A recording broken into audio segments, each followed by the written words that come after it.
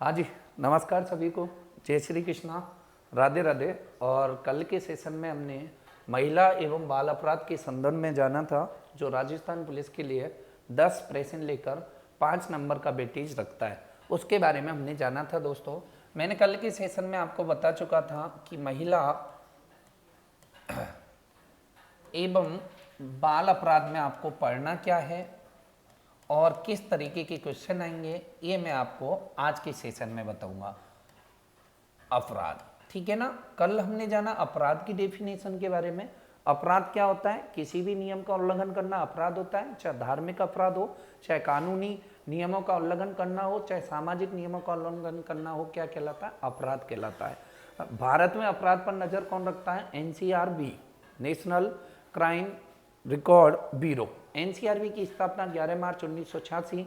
वर्तमान सदस्य रामफल पवार, इससे पहले आर रंजन इसके क्या थे? प्रमुख अध्यक्ष थे आरसीबी के, ओके, एनसीआरबी के, सॉरी। तो इसके बाद हमने एनसीआरबी के बारे में जान लिया था, आईपीसी की एक्टों के बारे में जान लिया था। आईपीसी इंडियन पेनल कोड, और इंडियन पेनल कोड का पहला नियम बना 1834 में, मैकाले के समय। उसके बाद 1857 स्वतंत्रता के बाद, क्रांति के बाद, जब भारत का शासन ब्रिटिश क्राउन के पास पहुंच गया था, तब हमारे यहाँ पर भारत का प्रथम विधि आयोग का निर्माण किया गया, और जिसके प्रथम अध्यक्ष मैकाले, अन्य 4 सदस्य थे। 6 अक्टूबर 1860 को आईपीसी इंडियन पेनल कोड की क्या हुई थी? स्थापना हो गई थी 6 अक्टूबर 1860 को, जबकि जनवरी 1862 को यह लागू हो गया था पूरे भारत में। तो दोस्तों, हमने आईपीसी अपराध के बारे में जान लिया था, महिला एवं बाल अपराध की कुछ डेफिनेशनें जानी थी। हमने कल के सेशन में पहला पॉइंट पढ़ा था, कार्यस्थल पर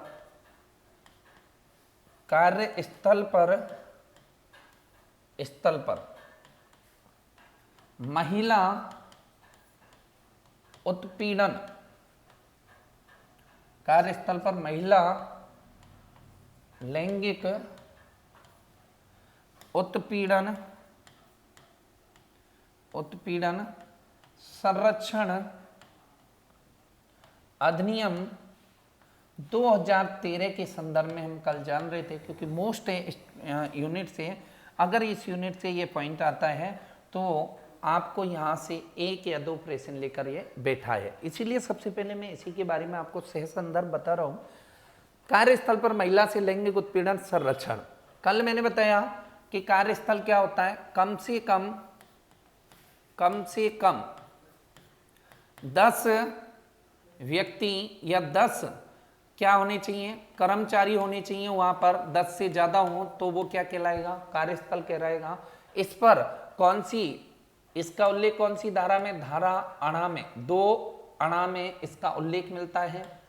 तो ये पूछ लेता है, आप ये मत सोचना कि ये धारा वारा नहीं पूछेगा, कठिन शब्द पूछेगा जब ऐसे ही पूछेगा। इसका उल्लेख धारा 2 8 में मिलता है कार्यस्थल की डेफिनेशन के संदर्भ में।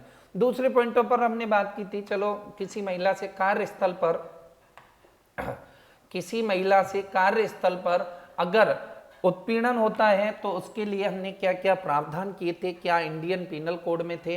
तो हमने बात की थी कि इसकी परिभाषा किसमें मिलती है? धारा 2 में। धारा 2 क्या कहती है?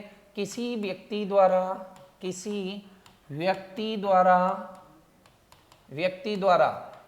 महिला को लज्जित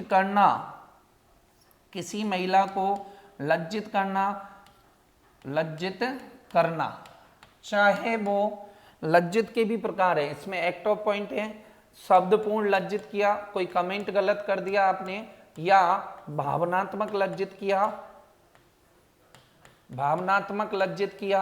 या धार्मिक रूप से लज्जित किया, या अर्थ प्रदान रूप से लज्जित किया, या शारीरिक रूप से लज्जित किया। ठीक है, शारीरिक रूप से लज्जित किया। तो ये किसी भी महिला द्वारा, अगर किसी भी महिला के साथ आप ऐसा करते हो तो वहां पर आपको कार्यस्थल पर महिला लैंगिक उत्पीड़न संरक्षण अधिनियम 2013 एक्ट के तहत क्या है? सजा के प्रावधान दिए गए। नेक्स्ट हमने बात की थी इसके बारे में कि अगर किसी महिला के साथ ऐसा होता है कि कार्यस्थल पर उत्पीड़न होता है, तो हम सबसे पहले दो समितियों का गठन हुआ था, आंतरिक समिति और दूसरी थी स्थानीय समिति। आंतरिक समिति धारा 4 के तहत गठन की जाएगी और स्थानीय समिति धारा 6 के साथ गठित की जाएगी। आंतरिक समिति का जो अध्यक्ष होता है वो बीट अधिकारी होता है, बीट अधिकारी होता है, जबकि सीधी जो रिपोर्ट है किसी महिला की वो कहाँ जाएगी, जिला अधिकारी के पास। स्थानीय समिति में एक तो जिला अधिकारी 100% रहेगा कि कोई महिला ही जिला अधिकारी इसकी क्या करेगी, छानबीन करेगी।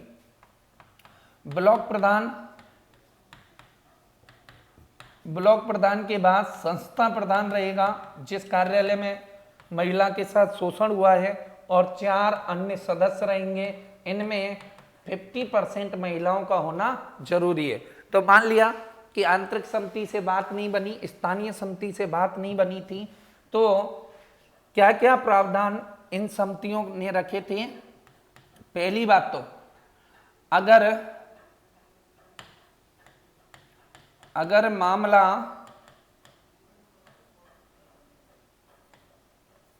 मामला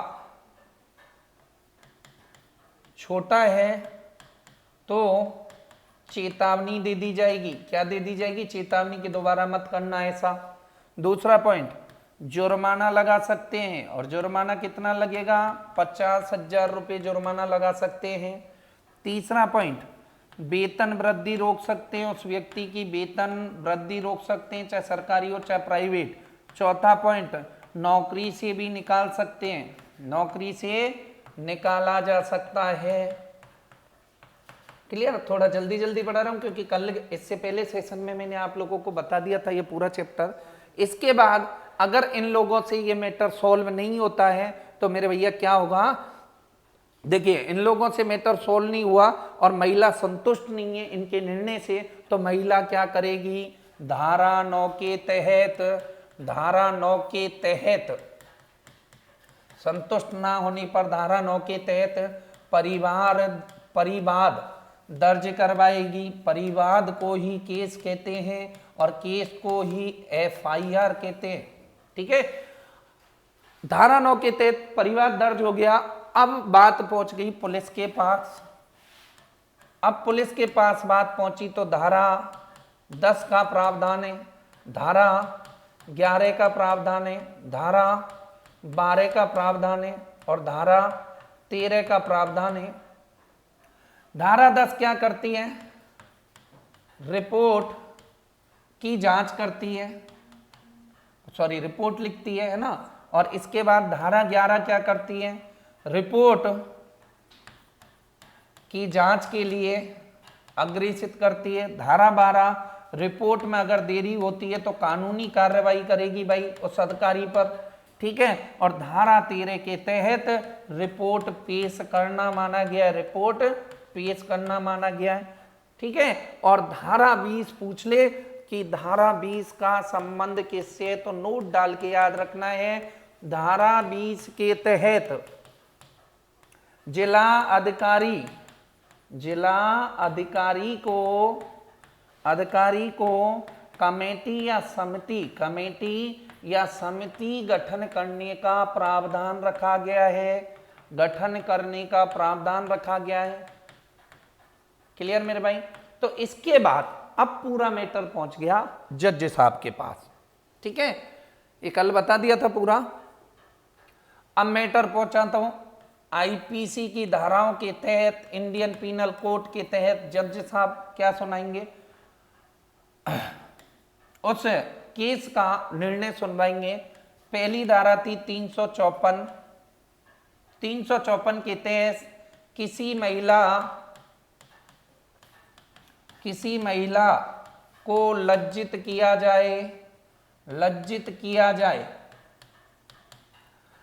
जाए, चाहे वो बलपूर्वक हो चाहे वो बाह्य अपराध पूर्वक हो, तो कौन सी धारा लगेगी मेरे भैया, 354 धारा में 1 वर्ष की सजा का प्रावधान है कम से कम, और अधिक से अधिक 5 वर्ष की सजा होगी। कोई भी गलत कमेंट करते हो, ठीक है, उस महिला की लज्जा भंग होने पर आपको क्या करना पड़ेगा, ये जुर्माना भी भरना पड़ेगा सभी सजाओं पर।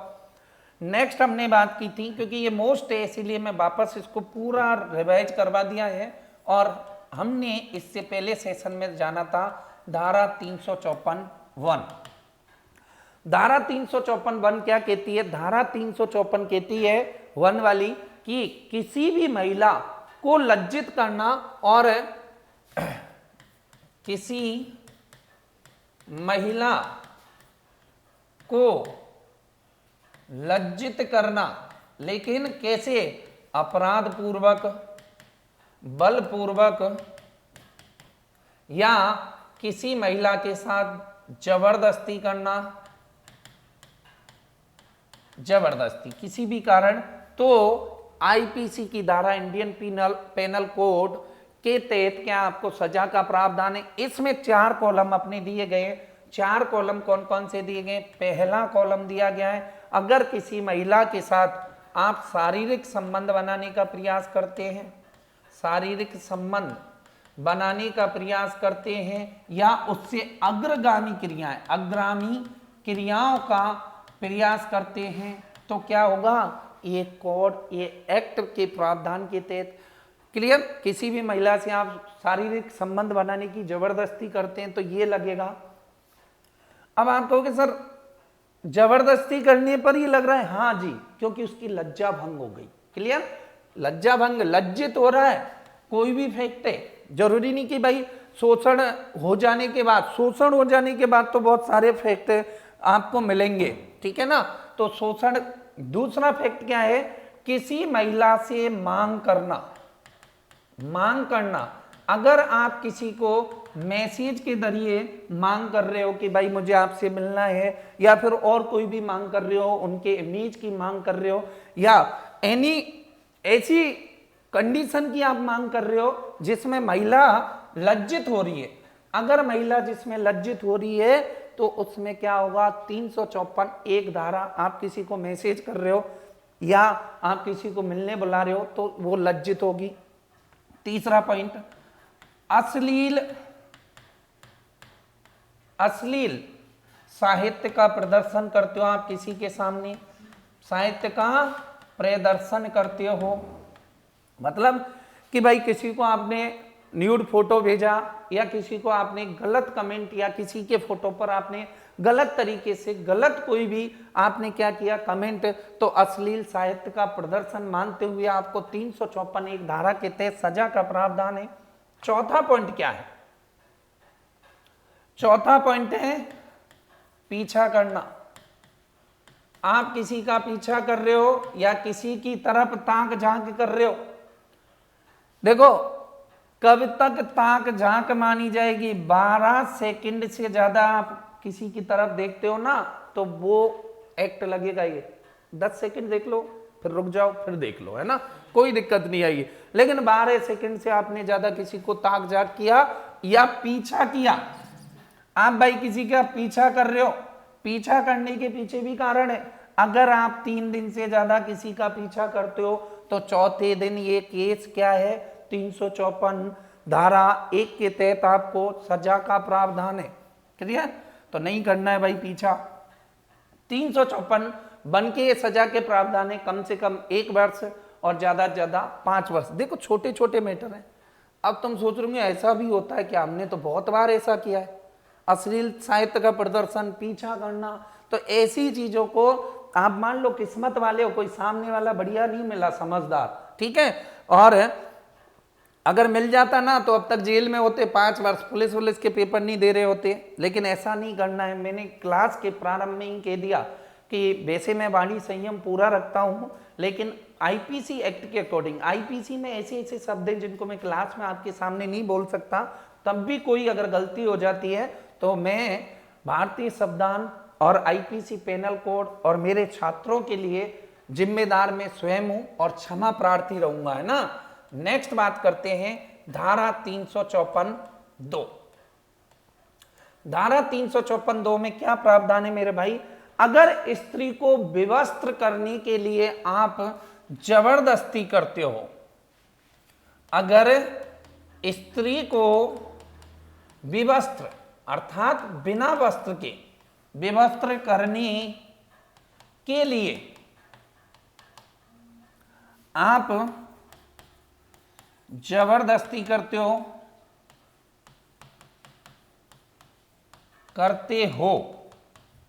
तो उसकी क्या भंग होती है? लज्जा भंग होती है मेरे भाई, यानी कि लज्जा भंग होती है। अब आप विवस्त्र करने के लिए बल का प्रयोग करोगे, बाह्य बल का प्रयोग करोगे, उसको हो सकता है किसी तरीके से आप टॉर्चर करने का प्रयास करते हो तो आपको ये धारा लगेगी। विवस्त्र के भी कुछ कारण होते हैं कि जैसे लज्जा भंग हो गई तो भाई लज्जा भंग से ही कनेक्ट है सारी धाराएं कि आपको सर किसी के पेट पे हाथ लगा दिया, क्या लज्जा भंग हो गई? नहीं। अरे वो कैसे हो भाई? आप किसी बस में ट्रेवल कर रहे हो और बस में भीड़ है और गलती से ब्रेक लगे तो आप किसी से जाके टच हो गए तो वो लज्जा भंग में नहीं आएगा। लज्जा भंग में क्या आता है कि आप किसी को किसी मैसेज के जरिए कुछ कर रहे हो, जहां सोशल मीडिया पर एक्टिव है, 2 लोगों को पता चलता है उस चीज का, तो वो क्या है? लज्जा भंग का आरोप होता है। क्लियर भाई? नेक्स्ट बात करते हैं 354(3) के अंतर्गत क्या फैक्ट आईपीसी की धारा के तहत है?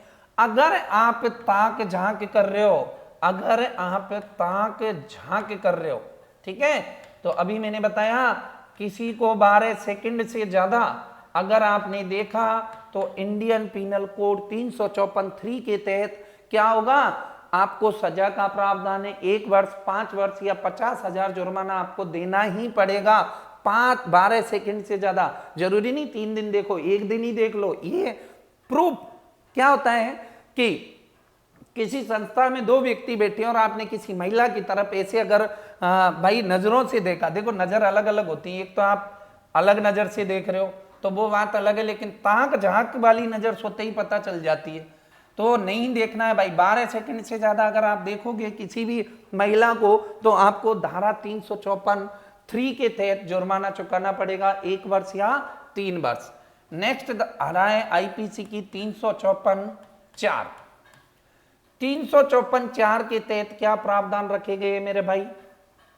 354(4) में पीछा करना, और पीछा करने के पीछे ऐसे नहीं है कि आप चाहे तो एफबी पर पीछा कर रहे हो, चाहे इंस्टा पर पीछा कर रहे हो, पूरी स्पेलिंग नहीं आती है ना, और चाहे आप कोई से भी ट्विटर पर पीछा कर रहे हो, कोई भी जगह आप किसी को फॉलो कर रहे हो, आपने किसी लड़की को फ्रेंड रिक्वेस्ट भेजी, उसने नहीं एक्सेप्ट की, लेकिन आप बार बार भेज रहे हो, तो इनके पास सब रिकॉर्ड होता है। ये फेसबुक, व्हाट्सएप, ये सब मरवाने वाले काम है भाई, ठीक है। ये जिस दिन पकड़वाते हैं ना, ये सबसे ज्यादा प्रूफ इसी से मिलते हैं। मेरा मानना है कि जिस दिन आप पकड़ा में आओगे ना, उस दिन तुम्हें ही नहीं पता चलेगा मैंने इस फोन में फलाने महीने की 12 तारीख को किसको मैसेज किया, किसका फोटो लाइक डिसलाइक किया, लेकिन वो पूरी हिस्ट्री ज्योग्राफी खुल के आ जाती है। तो अगर आप किसी भी गर्ल्स को या महिला को फेसबुक पर, इंस्टा पर या कोई भी डिजिटल प्लेटफॉर्म पर आप उसको फॉलो कर रहे हो और उसने आपकी रिक्वेस्ट अनफॉलो कर दी, आपने गलत कमेंट किया,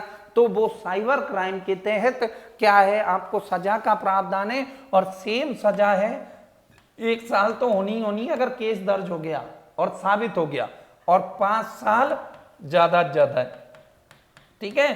तो देख लो, अब ये भाई आप तो चलो समझदार हो, लेकिन आप इन चीजों के लिए अपने छोटे भाई बहन हैं, उनको प्रेरित करें कि कभी वो गलती ना करें। 9th-10th वाले बच्चे हैं, वो फेसबुक पर नए नए आते हैं, तो उनको क्या है, बहुत सारी चीजों का पता नहीं होता। लेकिन ऐसा नहीं है कि 18 साल के बच्चे को ही ये हो। मैंने कहा ये प्रश्न आएगा क्या, मैंने पूछा था टेस्ट में, अपराधी की न्यूनतम उम्र क्या है?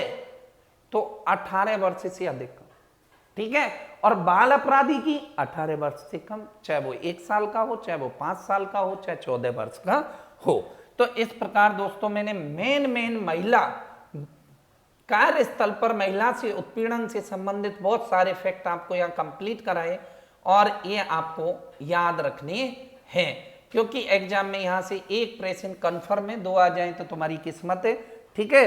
तो ये इसके बाद क्या याद रखना होता है? इसके बाद याद रखना होता है, क्या भारत में ऐसे बहुत कोई प्रकरण बने हैं लज्जा भंग वाले? हाँ बने ना, बहुत सारे केस ऐसे हैं। पूछ लेता है कि बताइए प्रमोद बनाव state of Jammu Kashmir case किससे संबंधित है? तो लज्जा भंग से संबंधित है। पहला केस बता रहा हूं, प्रमोद बनाव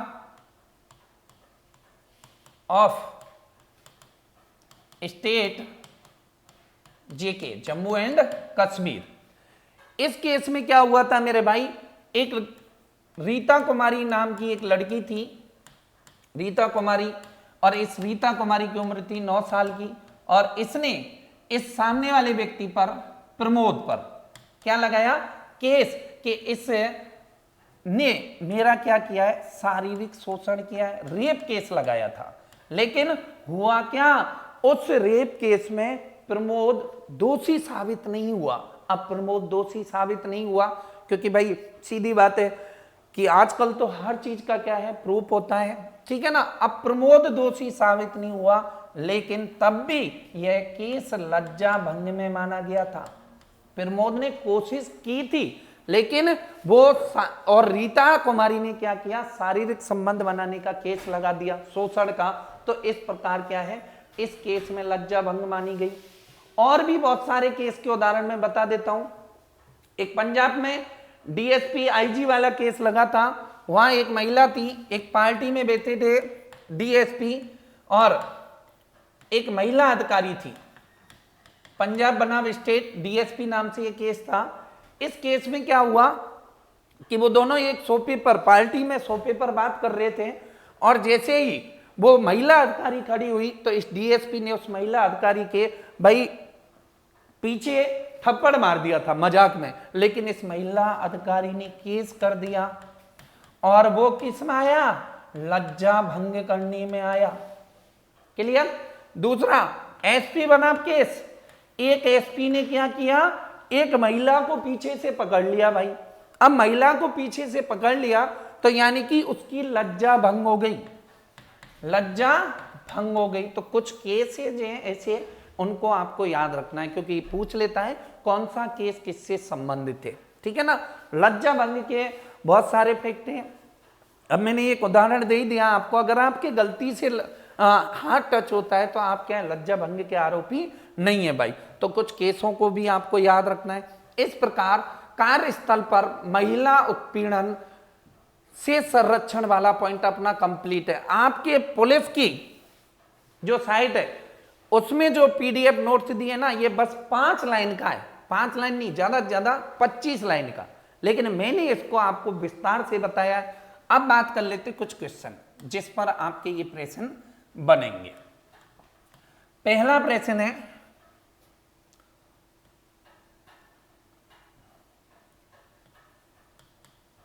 कार्यस्थल पर महिला उत्पीड़न, कार्यस्थल पर महिला उत्पीड़न संरक्षण अधिनियम 2013 के तहत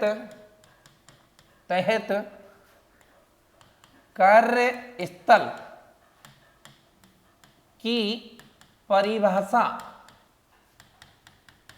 का उल्लेख मिलता है। मैंने अभी पढ़ाया है, आराम से सोच समझ के आंसर आप दे सकते हो। ऑप्शन ए धारा 2 डा, ऑप्शन बी धारा 2 अड़ा, ऑप्शन सी धारा 4, ऑप्शन डी धारा 6। आराम से सोचना है, प्रश्न की प्रकृति तो पता चले आपको किस तरीके से आए। तो देखिए मैंने बताया कार्यस्थल की डेफिनेशन धारा 2 अड़ा के तहत कम से कम 10 व्यक्ति या इससे अधिक व्यक्ति किसी कार्यस्थल पर कार्य कर रहे हैं तो वो क्या कहलाएगा? कार्यस्थल कहलाएगा।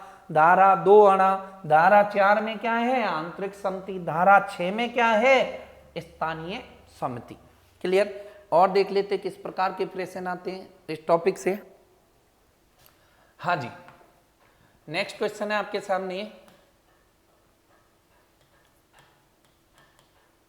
अगर किसी महिला के साथ कार्यस्थल पर लैंगिक उत्पीड़न होता है तो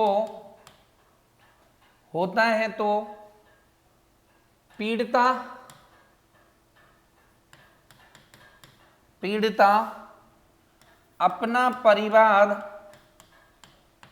परिवार ऐसी भाषा आएंगी, ठीक है ना, अपना परिवार किस धारा के तहत दर्ज करवा सकती है? ऑप्शन ए धारा 10, ऑप्शन बी धारा 12, ऑप्शन सी धारा 6, ऑप्शन डी धारा 9। आराम से सोचना है। बाकी मैंने 3 लाइन ही लिखी है क्योंकि मैं क्लास रिकॉर्ड कर रहा हूं। एक प्रश्न लिखने में आपको मैं 5 मिनट का समय नहीं देना चाहता। बाकी 2 लाइन क्या आएंगी? कार्यस्थल पर महिला उत्पीड़न लैंगिक संरक्षण अधिनियम 2013 के तहत अगर किसी महिला के साथ कार्यस्थल पर लैंगिक उत्पीड़न होता है तो पीड़िता अपना परिवार किस धारा के तहत दर्ज करवाएगी। प्रश्न ही इतना लंबा आएगा कि टेंशन हो जाएगी और आंसर छोटे छोटे। तो धारा 10 मैंने आपको बता दी, रिपोर्ट की जांच। धारा 12 देरी करोगे तो 6 में स्थानीय समिति, तो आंसर क्या हो जाएगा? धारा 9 के तहत वो केस परिवार या FIR दर्ज करवाएगी। क्लियर? तो ऐसे प्रश्नों का संग्रहण मैं आपको जल्दी ही लाइव क्लास में करवाऊंगा। पूरा महिला एवं बाल अपराध का एक पूरा टॉपिक होगा जो किस में करवाया जाएगा? इसी में करवाया जाएगा। नेक्स्ट बात करते हैं कि और हमें क्या पढ़ना है भाई महिला बाल अपराध में।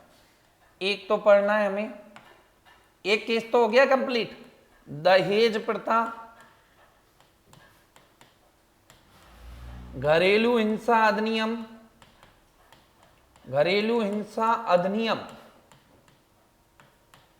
पॉक्सो एक्ट 2012 को विस्तार से पढ़ना है। तो अगले नेक्स्ट जो पॉइंट पढ़ेंगे हम वो क्या पढ़ेंगे? घरेलू हिंसा अधिनियम या दहेज प्रथा अधिनियम। तो करते शुरुआत दहेज प्रथा में। अगला अपना सेशन है इसमें दहेज प्रथा।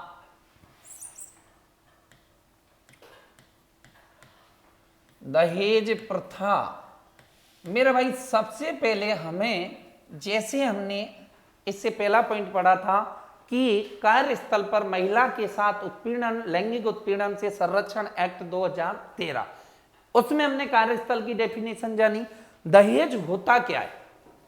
दहेज होता है किसी भी, यानी कि वर पक्ष द्वारा वधु पक्ष से शादी से पहले, शादी के बाद, शादी के अवसर पर अनर्गल मांग करना या अनुचित मांग करना, वो क्या कहलाता है? दहेज कहलाता है। और दोस्तों प्राचीन काल से ही भारत में, प्राचीन काल से ही भारत में दहेज प्रथा